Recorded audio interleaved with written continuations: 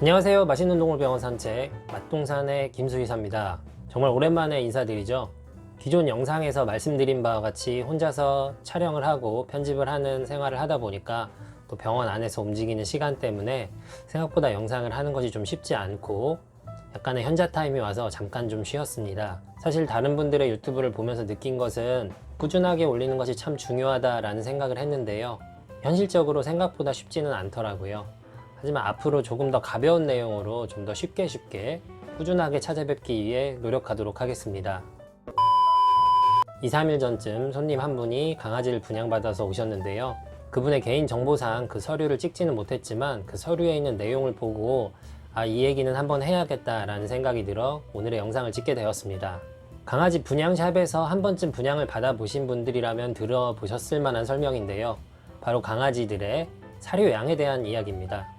강아지 분양 서류를 받으시면 그 서류에 꼭 써주시는, 이미 프린팅이 되어 있기도 하고 직접 써주시기도 하는데 그 내용 중에 하나죠. 거의 빠지지 않고 들어가는 내용 중에 하나가 바로 분양 받으신 아이의 사료는 어른 수저 1개만큼 하루에 2번만 주세요 라는 내용이 분양 받으시는 분들이 90% 이상 듣고 오시는 내용입니다.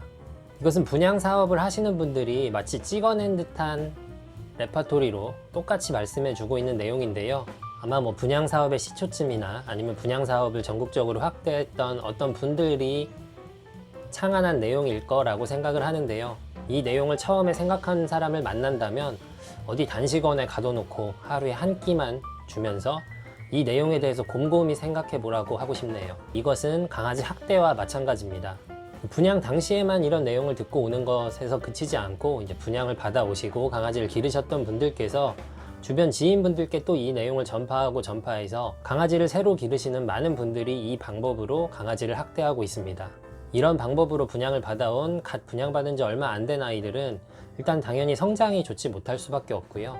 안 좋은 행동 양식, 문제 행동을 보이는 경우가 있을 수 있고 당연히 정서적으로도 좋지 않습니다.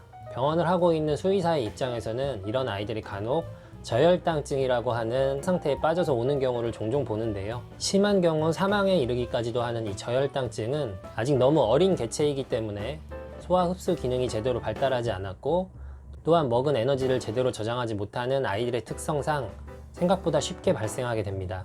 그렇다면 이제 갓 분양받아온 작은 강아지들에게 사료를 어떻게 얼만큼 줘야 할까요? 먼저 정답에 대해서 말씀드리자면 4개월령 미만의 강아지는 하루 4번 급여하시는 것이 적당합니다. 6개월령까지의 아이들은 하루 3번 정도의 횟수가 적당합니다. 그 이후 아이의 성장에 맞춰 횟수를 줄여서 하루에 2번 주시는 것이 최종 목표가 되겠습니다. 이 영상을 보시는 분들께서는 또 현실과는 동떨어진 수의사적인 이야기를 한다라고 생각하실 수도 있는데 제가 방금 말씀드린 내용은 분양만 20년 한 사장님보다 강아지 30년 기른 옆집 아저씨보다 훨씬 더 믿을 수 있는 출처인 세계 3대 캔넬 클럽이죠. 영국의 캔넬 클럽 자료를 가져와 봤습니다. 횟수는 이렇게 정해졌고요. 그렇다면 이제 한 번에 주는 양이 필요하겠죠. 하지만 이 주는 양이라는 것은 사실 정해져 있지가 않습니다. 강아지마다 크기가 다 다르고 활동하는 에너지가 다르고 아이들의 성장 속도가 전부 다르기 때문에 사료의 양은 정해져 있지 않은데요. 인터넷이나 분양업자들이 하는 말을 보면 몇 그램 또는 수저로 몇 개 또는 주먹만큼 종이컵을 얼마만큼이라고 딱 정해서 얘기해 주시는데 정말 말도 안 되는 이야기죠. 강아지를 길러 보신 분들이라면 아시겠지만 그 당시의 강아지들은 2주, 3주만 지나도 자기 몸무게가 2배가 되기도 하고요. 이런 식으로 엄청나게 성장을 하는 아이들에게 딱 정해진 만큼의 사료를 준다고 하면 그 당시에는 그게 맞다고 하더라도 조만간 하루나 이틀만 지나도 그 아이는 그 영양분이 부족하게 됩니다. 따라서 사료는 고정된 양이 아닌 유동적으로 점차 늘려주시는 양이 필요한데요. 일단 기본적으로는 사료의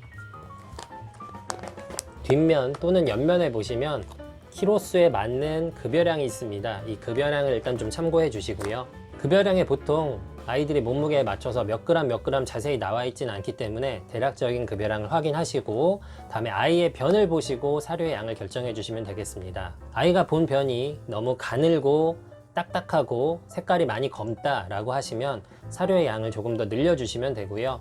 반대로 아이의 변이 너무 색깔이 옅고 무르고 들었을 때 부셔지는 형태라고 한다면 지금 급여하는 양보다 약간 줄여주시면 좋겠습니다. 이렇게 간단한 부분을 왜 분양하시는 분들은 하루에 2번 한 수저씩만 주라고 할까요? 분양 사업체에서 기존에 그렇게 해왔고 그렇게 하는 것이 강아지를 작게 키운다라는 잘못된 믿음이 있기 때문입니다. 또한 분양 사업장에서 아이들을 관리함에 있어서 사료를 적게 주는 만큼 아이들이 배변을 적게 하겠죠. 관리하는데 용이함을 가질 수 있기 때문에 아이들이 굶음으로 인해서 힘든 상황을 겪든 말든 상관없이 사료를 하루에 2번 소량만 주라고 이야기하는 것입니다. 방금 말씀드린 것처럼 사료 횟수를 늘리시게 되면 단점으로 배변의 횟수가 늘어난다는 점이 있는데요. 이 부분은 보호자분들께는 굉장히 큰 장점이 될 수 있습니다. 바로 아이들의 배변 훈련 때문입니다. 대부분의 보호자분들이 요즘엔 잘 알고 계시지만 배변 훈련의 기본은 칭찬이죠. 칭찬과 보상입니다. 배변이 끝난 그 시점에 정확한 위치에 배변을 잘 했을 때 보호자분들이 칭찬과 포옹과 보상을 해줌으로 인해서 강아지가 점점 배변을 잘하게 되는 거죠. 그러려면 강아지의 배변을 관찰해야 되는데요. 강아지에게 하루 2번의 사료를 준다고 하면 보통 2번에서 3번 정도의 관찰 기회가 있을 겁니다. 하지만 하루에 4번 이상의 급여를 하시게 된다면 4번에서 5번 또는 그 이상의 관찰 횟수가 가능하겠죠. 이것은 굉장히 큰 장점이 될 수 있습니다. 하지만 이 장점은 분양업자들에게는 굉장히 단점이 되겠죠. 이제 갓 분양받아온 아이들은 가족도 바뀌고 집도 바뀌었기 때문에 적응하기 위해서 굉장히 힘든 시기를 겪고 있습니다. 이런 아이들을 굶주리게 해서 더 힘들지는 않게 했으면 좋겠습니다.